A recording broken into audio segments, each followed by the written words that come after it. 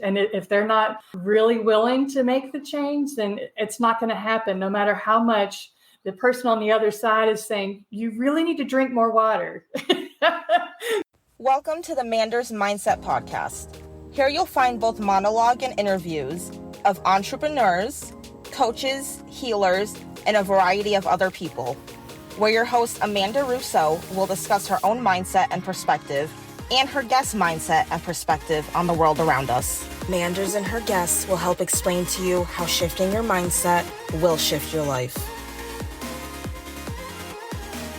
Hey guys, welcome to another episode of Manders Mindset. As always, I'm your host, Amanda Russo, and I am here today with a very special guest who went through a very inspirational transformation. And I am here with Jackie Brown today. And after 30 years in advertising, Jackie became frustrated with her career, yearning for a deeper, more positive impact. She revitalized her career through clarifying her strengths, values, and purpose. She shifted from helping businesses grow to helping people grow. Her decades of experience communicating with various levels of leadership to uncover and connect core values, goals, and intentions for their businesses is now helping dissatisfied professionals find meaningful momentum in their careers. Her natural kind curiosity puts her coaching clients quickly at ease as they seek a safe space to explore options. She's trained in International Coaching Federation methods and is currently at the ACC level. And I am here with Jackie today. Thanks for being here. Well, thank you, Amanda. It's so nice to meet you, and I appreciate the opportunity to be on your podcast and connect with your audience. Thank you so much. I appreciate you being here. So I'd love to backtrack a little bit how you made that transition. Yes, thank you. It was quite a transition indeed. It probably went over about a 2 or 3 year span. But it all started with the day that I called myself a failure. I really was having trouble with my freelance business, and I saw the failing of that business as me failing. So that was the first step in my journey of really figuring out what I wanted, what success actually meant to me. And then as a part of that, I really discovered what I found to be the true treasure was igniting me and getting to know myself again. Okay. Now, how did you get to know yourself again? That was a lot of various tools that I think quite a few people probably use as well. It started with some counseling. It definitely was a lot of assessments, personality assessments, vocation assessments, a lot of journaling, some coaching.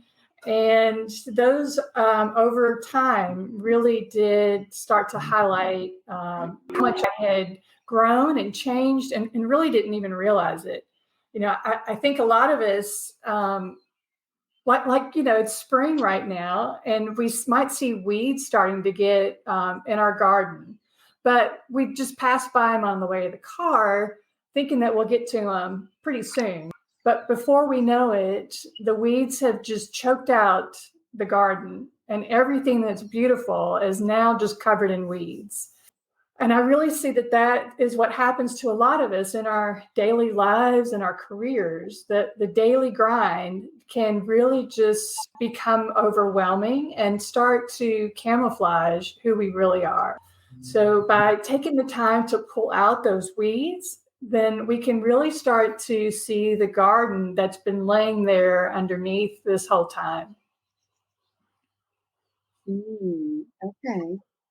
Now, was there something that occurred that made this transition happen for you when it did? I think the failing of my business was one of the really key moments. And that happened about the time that I was having a birthday. So a lot of times for birthdays and, holidays, I tend to get a little introspective, start reviewing what was this year like? What do I see moving forward? And as I did that around that birthday, I really didn't like what I saw. I felt like I didn't have much to move forward with because I hadn't really done anything the past few years, especially. The business did well for a while, but then it just started to flounder. And, looking back now, I can see that the pandemic certainly had a big part of that, because a lot of how I was feeding the pipeline of my prospects was in-person events. So as those really declined, then that's when I noticed that my business wasn't going that well. That's in hindsight. During that time, I didn't really put that together. And I really just saw it as a failure on my part, that I wasn't smart enough, that I wasn't doing the right things, that these webinars I was taking, these new techniques I was trying, they were all not working. So that must have meant that something was wrong with me. So it was really tough to, see that I was a failure. And, I feel really sad for that version of Jackie. Now I would tell her, it's not you that's a failure. It's absolutely something in the business is failing, but it's not you that's a failure.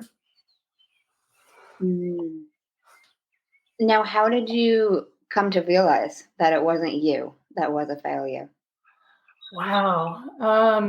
So I think it was when I started to see that it was more about the values that were needed in the business that I was in, and that they weren't really lining up with who I was or wanted to be. And I didn't really see that, going back to that garden analogy. I'd been in this business. I've been doing creative direction for credit unions and community banks for years. That was my freelance business. So it just felt really strange to me that the business wasn't going well. And then as I looked at it, I didn't even like doing it anymore, So it was certainly a lot of comparison about, okay, well, what is going on? Who are the people that are doing well? And then when I would talk to them, I realized that I didn't like how they were doing business. So just knowing that made me feel like, okay, I have something to grab onto. This is something I don't like. So let's just at least start with that. And then that helped me to start to see what I did like. What was something that I could put my faith in, that to move forward. What were the things that I did well? So that was absolutely part of the process, was really leaning into my strengths and recognizing that I did have value, that it wasn't just, me failing. It was, a whole series of events that came together. No, that makes a lot of sense. Now, after you experienced this shift on your birthday, where'd you go from there? The next step was, finding what I did like and what I did enjoy doing. And again, where I felt like I had value. That really was a big question for me, was trying to find the value that I brought, not just to business, but to the world, to life. What were people looking at me for? What did they enjoy being around me for? What was it that I did that other people, may or may not be able to do? And that was a really key step to learning more about me and how I could move forward in confidence and in strength. We really, once we do that, then it's a much clearer path about how we can then make the impact that a lot of us are craving in the world. And that certainly happened for me. Once I stepped into my strengths, then I started to see that the more I did those things that did bring me joy and that did energize me, then the more people wanted to engage and be around me. And I actually started looking for those type of activities so that I could, certainly spend more time in that positive energy instead of the negative energy. Okay. What were some of the activities you started finding joy in? For me, it started with hobbies. Okay, I like being out in the garden. Let me spend more time doing that. Okay, I like reading. Let me spend more time doing that. I really enjoy being with my horse and being with my husband playing golf, for instance. So just doing those small steps of hobbies that I enjoyed spending time with helped me remember what it felt like to feel good and to have that positive energy. Then I started to look for ways that happened in the workspace and in my career. And I was able to look back and notice some similarities, some common threads. And these common threads also really lined up with some of those assessments that I had been taking, especially the Clifton strengths. Like one of my top strengths is curiosity, learner. So those type of activities are things that I really started to lean into. So for work, for instance, the clients that I had in my freelance business were coming to me saying that I really helped them feel more confident, that they would take the campaigns that we had created together, and they felt really confident after our conversations to talk to their executive team, for instance. That people would come to me, friends and clients, to ask questions, to feel like that they had been heard. And that was something that I kept hearing during that particular time. And then I also noticed that was a thread in my other parts of the career too, that people really felt seen and heard when they talked with me about really whatever. And that was the curiosity part of me, that strength that this assessment had pulled out. So then I thought, well, what would happen if I really leaned into that for a work, a service that I could provide? And that's what led me into coaching. So I felt like it was really similar to what I had been doing in my consulting freelance business, but I really got excited about being able to apply this work that I had been doing to people and helping them grow instead of banks and credit unions. That just felt like it had much more of that energizing power for me than helping a business grow. Okay. No, that makes a lot of sense. So I'm curious how that transition went for you starting coaching. It's been interesting. Absolutely. There were the months when I kept toggling back and forth about when do I tell my current clients? Do I tell my current clients? How do I advertise my new services without upsetting old clients? And finally, I just said enough. The clients who enjoy working with me as a creative director, they'll continue to do that. And I was very upfront with them that I was going to be adding new services. But then after a while, they started finishing up the projects that we were working on. And then it just became a more natural transition to spend most of my time, all my time then, on coaching individuals. Okay. That's awesome, though, that you just said enough and that's great. Because I can imagine that would have been a little difficult because weren't you doing the freelance for a while? Yes, I had been in advertising, creative directing for 25, 30 years. And the freelance part of that career was about 8 years. So yes, it was very hard to even think about when I go to events, how do I introduce myself now? People know me as Jackie, the creative director or the graphic designer. So what happens when I go to, parties or networking events? How do I introduce myself? And the people that knew me before, how will that shift their perception of me? Mm. And now, how did you find that identity shift to go? It's actually been an interesting concept to think about how closely we as a society tie our identities to work. It's I think it's just so in our face all the time. From the time that we start school, even, it's a lot of performance that we are graded on, that we're judged on. This person's an A student. We introduce ourselves at parties as, what kind of work do you do? We identify as a wife or mother. But these roles, all these performances are based on other things that happen, and they can be taken away in an instant. You can wake up in the morning and you're laid off without knowing it. There's a tragedy that could happen, and now you're not a wife or mother. So what does it mean then?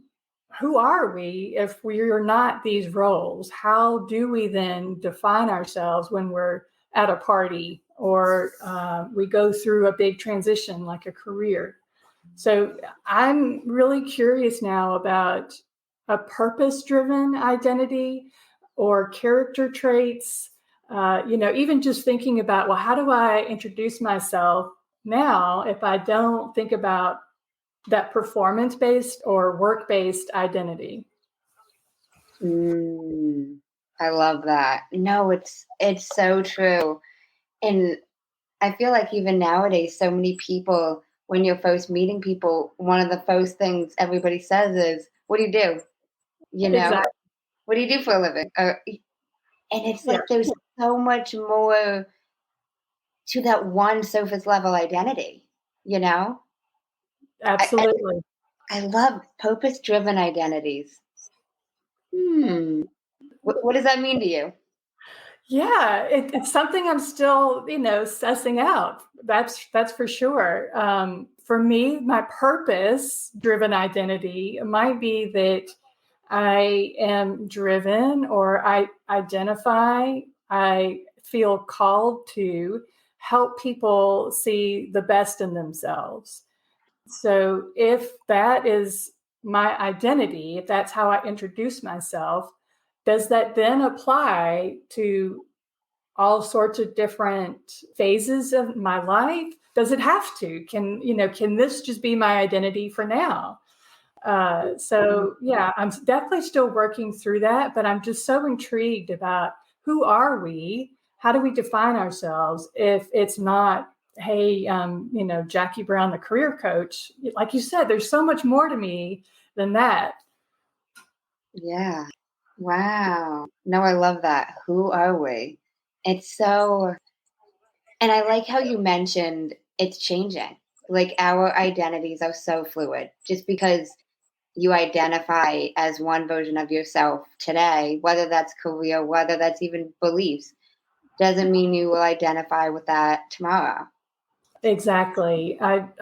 Now, especially, I'm a huge believer in checking in with ourselves on a regular, occurrence, so that we don't let those weeds, overgrow our garden, because we absolutely keep changing as, we go through life. I think there's a core to us. There's certain parts of me that I can pull out from when I was 8.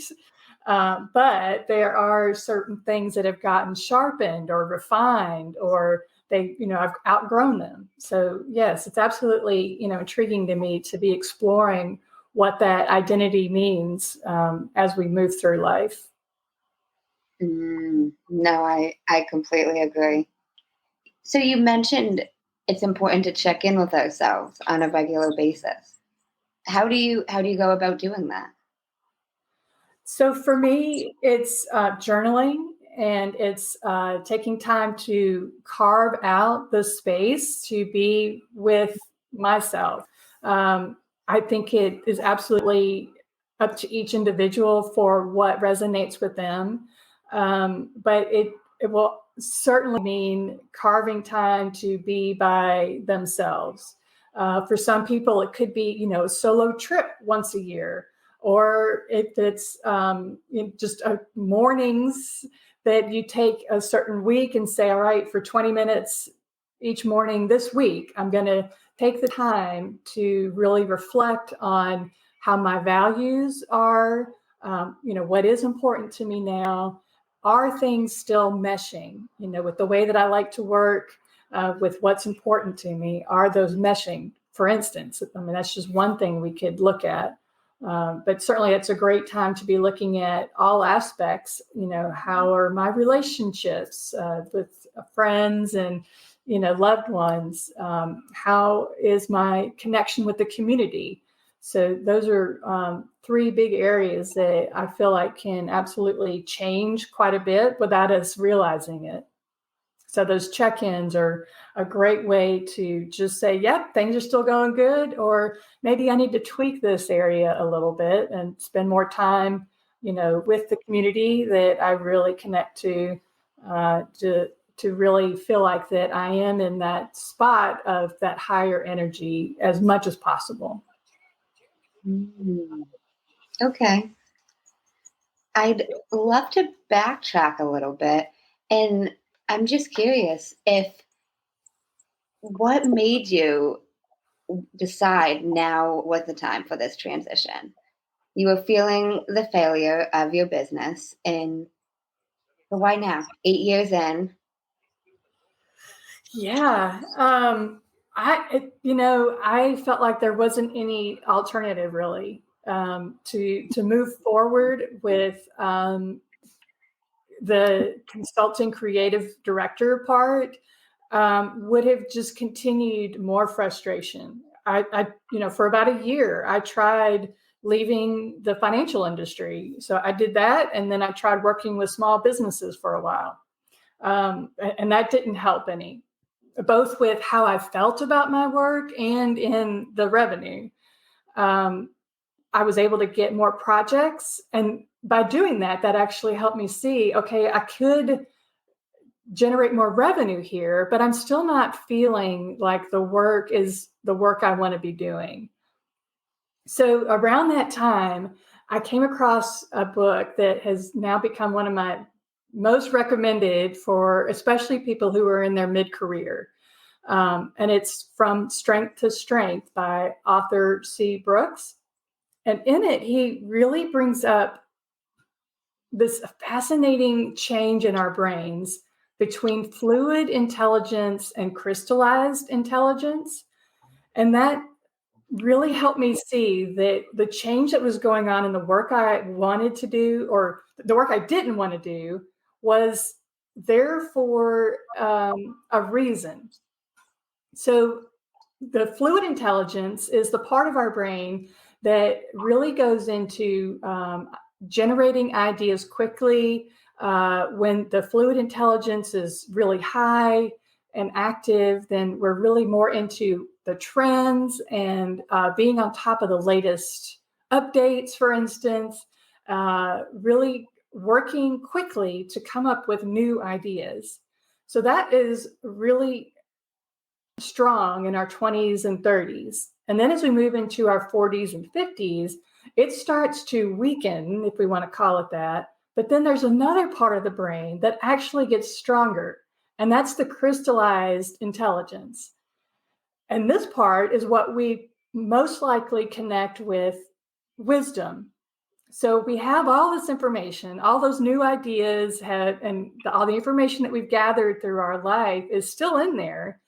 And now the librarian in our brain is able to make all these different connections between all that information. So the wisdom part of our intelligence, of our brains, actually gets a lot stronger. And in this book, he talks about how it's very interesting to watch how a lot of people will move into teaching positions. They'll go back and be professors at this stage of their careers. And that is a great example of people using their wisdom to then continue or to reignite their career.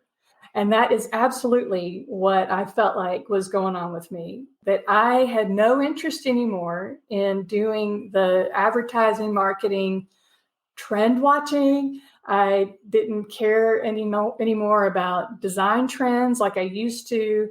I was just feeling bored with that work. And this really helped me see that that was natural. It's okay. It's okay.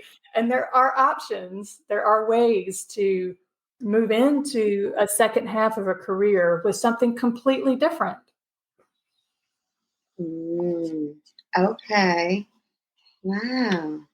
So you were feeling bored. Yes. Once I found that the revenue wasn't really part of it, I was seeing revenue, but I still wasn't engaged with my work, then that boredom was absolutely a symptom that I latched onto. And as I've been working with clients, I'm seeing that as a common thread, that a lot of them come in to this middle stage of their career feeling bored. And I'm also seeing that with people who are what might be called underemployed, like they are stuck in a position that they are probably ready for the next level, but they're not getting promoted, or they had to take a job that might be a little bit below their skill level. So, those type of people who also experience boredom can really start to just get stagnant in their careers and really start to lose that energy that they once used to feel. So depending on where they are in their careers and in their ages, then we certainly look at, the fluid intelligence that might be coming into play versus crystallized intelligence, and see if going into more wisdom-based roles or career opportunities might be a good fit for them. But at the very least, I do encourage them to be looking for new ways to try new skills. That reconnecting with ourselves through learning new things is absolutely a way to help us figure out what is it that we are interested in, and helps to get that spark again. And it's one of the areas that I cover in a workbook that talks about what happens and how to get out of being bored, burned out, or bitter in our careers. Okay. I love how you mentioned what is it that we're interested in, because I feel like so many of us nowadays have stepped away from even knowing who we are, what we like, what we don't like. And that's awesome.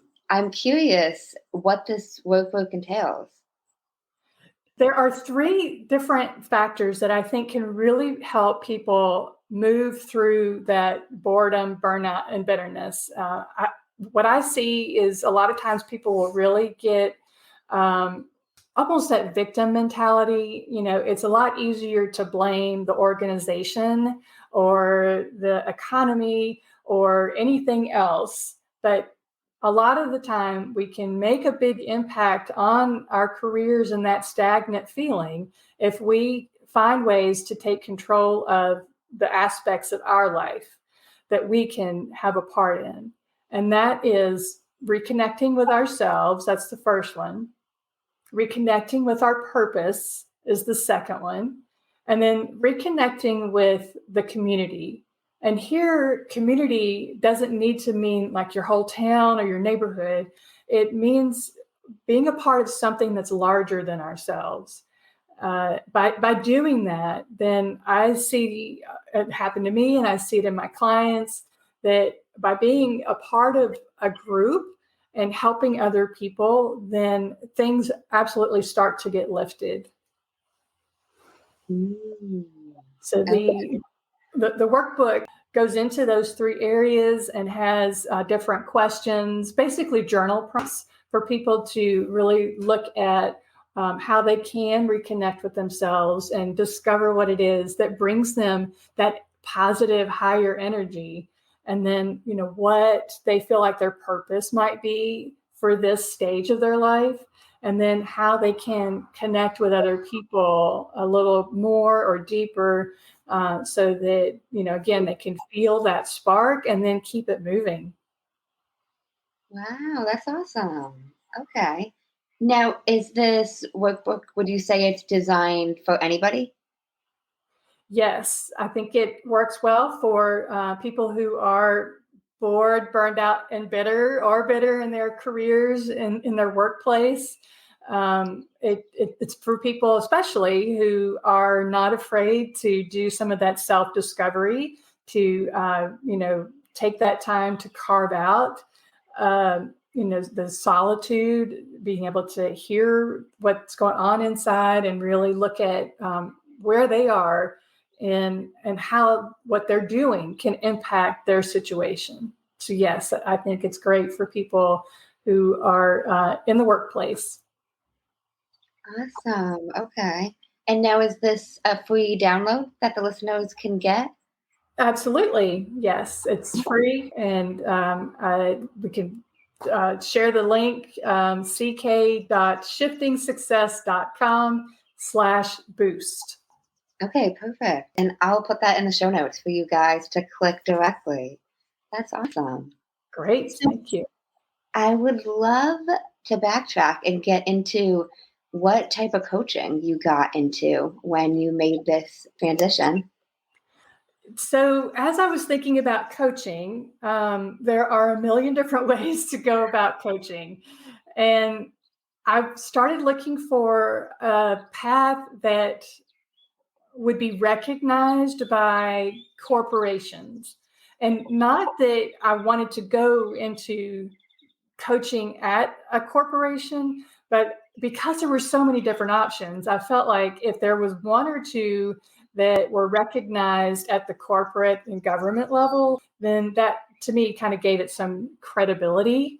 So that's what led me to the International Coaching Federation method. And I found a great workshop that offered the training for it. And so that's exactly what has been the foundation for my coaching style. Amanda, it was really amazing. That first class I took, we were meeting virtually. There were about a dozen other people in it. And as we went around and talked about why we were going into coaching, I started to tear up because I was like, oh my gosh, I have found my people. I mean, these are people that are talking about impact and helping others and purpose and meaning. I was not hearing any of that in the financial industry or even in marketing and advertising. It was a very different world, and one that I just ran to once I saw how special it was. That's awesome. Now, what type of coaching was this? Like, what did you learn per se in the class or the classes? Yeah, a lot of the class is about the ICF method, which really leans on coaching being a collaboration. Both the coach and the client are at an equal level. So this is very different than like mentoring or consulting. We use active listening and powerful questions to really help guide the coachee, the client, to the answers that work for them. So the powerful questions and the active listening are really the big elements here that help people see their situation from a different point of view. A lot of times I talk like it's a mirror. We go into the bathroom or we're standing in front of a dresser and we see the mirror. But in order to see our full self, we need a mirror behind us. So for me, coaching is like that mirror that's behind us. I can show you parts of you that you normally may not be able to see on your own. I like that analogy. Okay. No, that makes a lot of sense. You can see things you're not able to see by yourself. Yes. Sorry, go ahead. It's really interesting to me to also really see the difference between mentoring and consulting. A lot of times people will hire a business coach or even a marketing coach, because a lot of people were thinking I was going to be a marketing coach, but those are really still consultants. They are coming in, helping you with a particular problem, and they are likely going to be offering a particular solution to your problem. They might have several that, would benefit your particular problem, but they are coming to you with some solutions already prepackaged. And the difference then is that this type of coaching really helps the person find their own solution that works for them. Because, especially for these deep transformational events in our life, the change really happens when the person owns that change, when it's something that they are initiated to do. For me to come in and tell somebody, you need to do this, they might identify with it and connect with it, but they're not going to own it as much as if they came to a solution themselves. I love how you mentioned that, because I emphasize that so much with every area of life on the podcast. Like, people can show you, people can tell you what to do, but you gotta want to do it. Like, nobody can do the work for you, no matter what it is you want to change, whether it's career, whether it's personal, whether it's your health. Like, people can show you the steps, people can give you a roadmap, but they can't do it. Like, you gotta do it. Yes, absolutely. It's up to the person to actually make the change. And if they're not really willing to make the change, then it's not going to happen, no matter how much the person on the other side is saying, you really need to drink more water. You really need to drink more water. It's so true.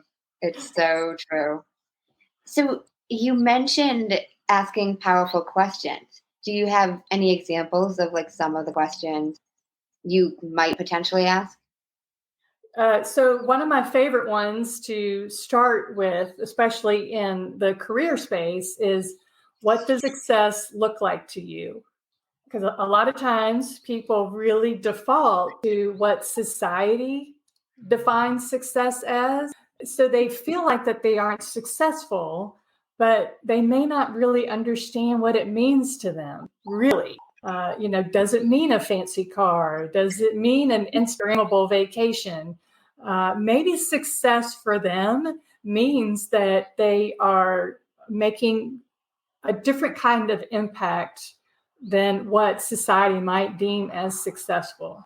For instance, I really find a lot of joy and success in being at our place that has, we've got 16 acres.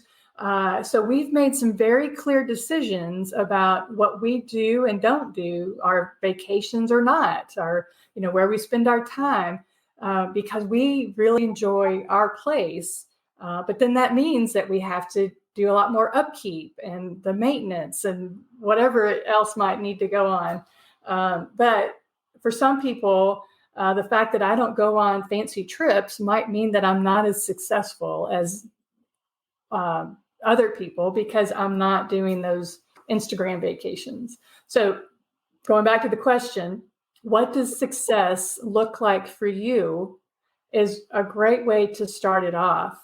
And then once they start to think about an answer, then we just continue with the next set of questions. A lot of times, just asking why or what else can really help a person get even deeper into what their motivations are, or what their thinking is behind whatever it is they just said. That makes a lot of sense. Okay. I like how you mentioned asking why or what else, and just getting curious. A lot of people have emphasized that to me on the podcast, about just getting curious about why you feel certain ways, why you like or dislike certain things, and just understanding yourself as a whole better. Yes, absolutely. Getting curious and being open to what that might show you. A lot of times, some of the things that get shown, we may not be very comfortable with. So, being curious and being open to what we're discovering is a really key aspect for growth, for sure. I definitely see a lot of growth happen even in between sessions. A lot of times things get kind of messy in some of the sessions. They may not really know the answers to the questions that I'm talking or that I'm asking. If I'm asking something pretty deep, it might take them a while for it to really resonate and for the answers to come to them. But then they come to the next session and like, you wouldn't believe what I thought about and how I feel now. It really came into focus after the session. So that's always a really interesting journey to be a part of. That's awesome. Now, you mentioned impact a few times. What would you say impact means to you? So I've come to realize that impact for me is really being able to connect with people on a personal level. I'm much more interested in having an impact with the person who's right in front of me, of helping them be seen and helping them be heard, helping them feel like that they can take their special recipe and then share it with the world. So that to me is impact. And I'm, really driven to help spread that impact to the people that I come in contact with. So it helps to inform a lot of decisions too. So how do I run my business and still look for ways to have those more personal connections? So that's impact for me, is really being able to help people feel seen. Okay. Would you say you've felt more of an impact since you've made your career transition? Absolutely. Absolutely. I did see that a little bit before I made the pivot, but this is absolutely much more meaningful and much more rewarding. And it feels like it's just absolutely the right place for me at the right time in my life, for sure. Before, I was really looking for awards for my work. I was looking for a lot of the external markers of success, those awards, the the mentions, in the industry magazines or publications, being able to show other people that I had made it. And that now doesn't feel nearly or as important at all. So it's been really interesting to flip not just my career, but then why am I working and what is important to me? Okay. Now, I'm curious, what made your values shift in that, if you know? Yeah, I'm not sure when or why they shifted. I do think that, life events really come into play. And a lot of times we don't know that they've had an impact on us. I think for me, and probably like a lot of people, the uncertainty during the pandemic really had us questioning a lot of things about life. I also am really curious about some of the psychology behind some of this as well. So there's, Maslow's hierarchy of needs, that is this big triangle that, at first we have to feel secure. We want to make sure that we know where our food is coming from, that we have shelter. And then he's got different steps that we move through in life, so that at the top, we start to become more concerned about purpose and meaning and self-actualization is what they call it. So I really have been looking at that as maybe that is the path that I've been moving along. And maybe that path also applies to careers as well. Because I could see it in my own career that at first I wanted to feel like, yes, I've got money coming in and I've got a stable job.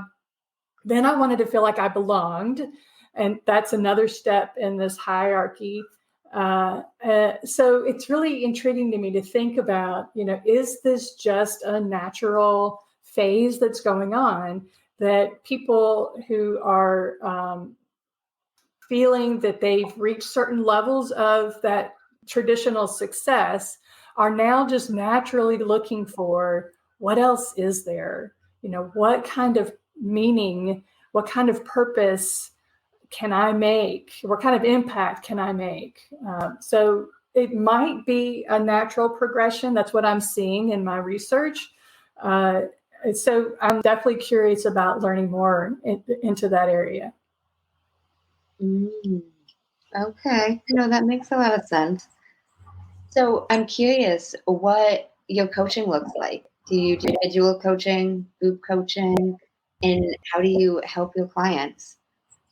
So the coaching is individual, and I've got a group of sessions that I call meaningful momentum.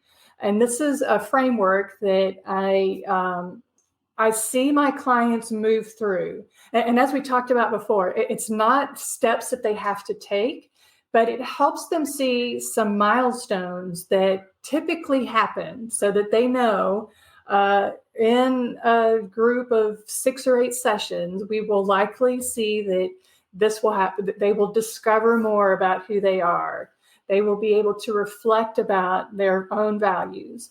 They will start to determine what success means to them.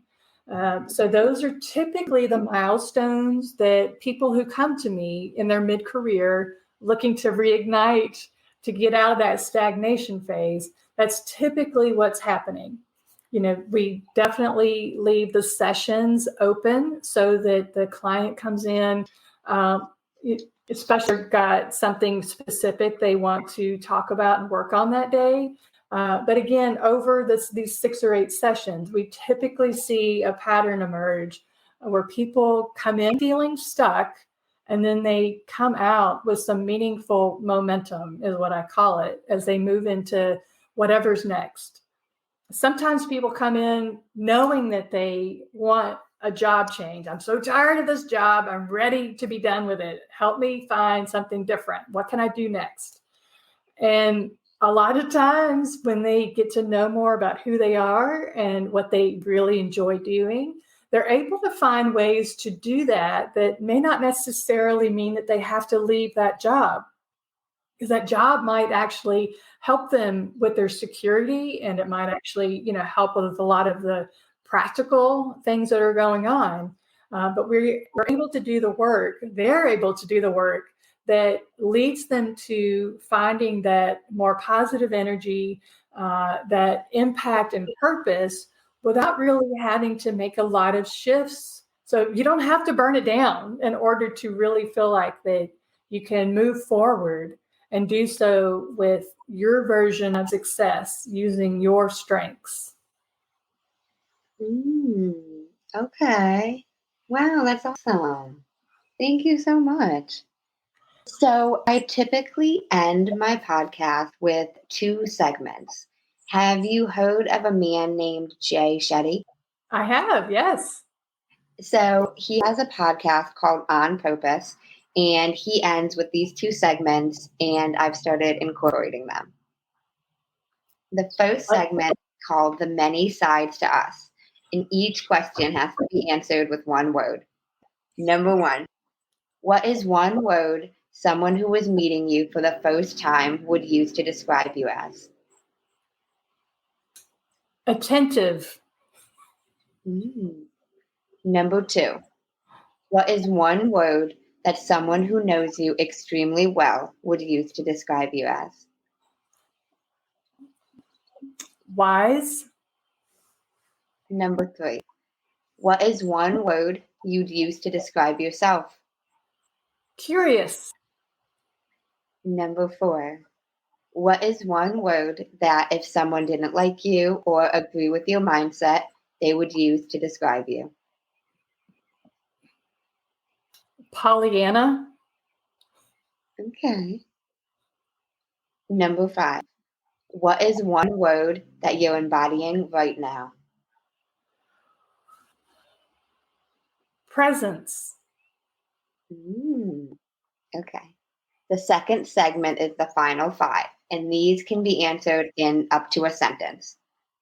Number 1, what is the best advice you've heard or received? It's from my grandmother. This too shall pass. Mm. Number 2, what is the worst advice you've heard or received? Fake it till you make it. Okay. Number 3, what is something that you used to value that you no longer value?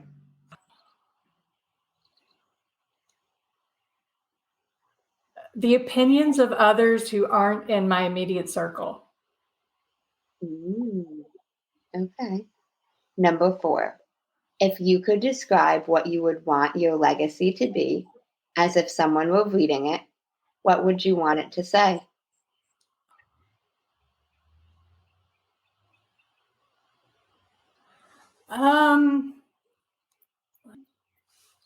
Jackie helped me feel seen and made the community a better place. Oh, that's beautiful. Number 5, if you could create one law in the world that everyone had to follow, what would it be? I'm also going to want to know why. Oh my gosh, a law that everybody in the world had to follow. I want everybody in the world to do something physical, mental, and spiritual every day.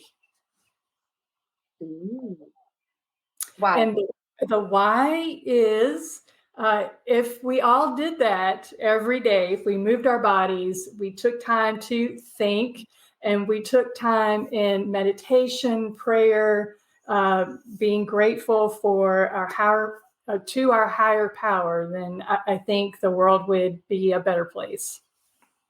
Okay. Thank you so much. Now, I do have one more question for you.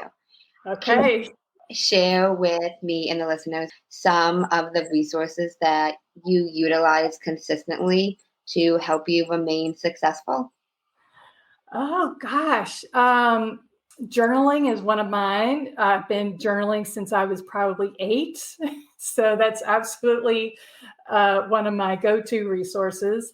The spiritual aspect, meditation especially, has been a great resource for me. And moving is also another way that has helped me feel more successful.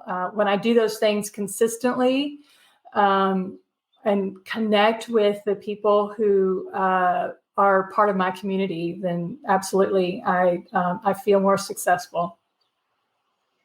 Okay. That's awesome. Well, thank you so much. Now, before we close out, is there anything I didn't ask you, anything you'd like to share with the listeners? No pressure either way. I do just like to double check. This has been great, Amanda. Thank you. I think we've covered quite a bit for helping people to really take a look at how they can move through a stagnant period in their career and hopefully move forward with some of that meaningful momentum. So thank you for the opportunity. I hope it's been helpful for your audience. Oh, of course. Thank you so much. And now, where can the listeners connect with you? I do most of my connecting on LinkedIn. So that is Jackie Brown Coach is the profile or the search terms they could put in. And then my website is shiftingsuccess.com. Awesome. And I will link all of that as well as Jackie's workbook in the show notes so you guys can connect with her directly. And thank you so much for being on Mander's Mindset. I really appreciate it. Thank you, Amanda. Of course. And thanks, guys, for tuning in to Mander's Mindset.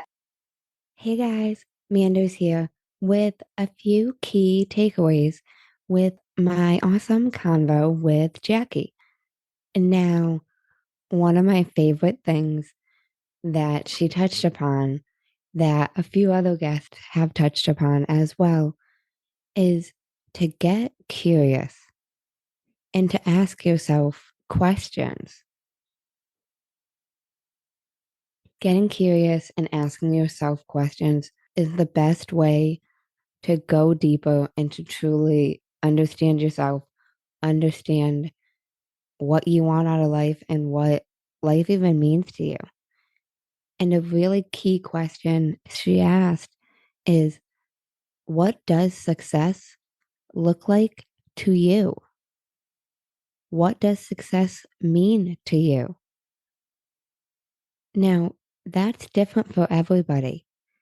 And with the type of society and fast pace, go, go, go that we are in today, it is easy to get caught up in what other people think or what society expects us to want as quote unquote success. But really get in tune with yourself. What does success mean to you? And Jackie emphasized reconnecting with yourself, your purpose, and your community. And now, community is just something larger than yourself. It doesn't necessarily have to be your neighborhood, but it's a group in helping with other people.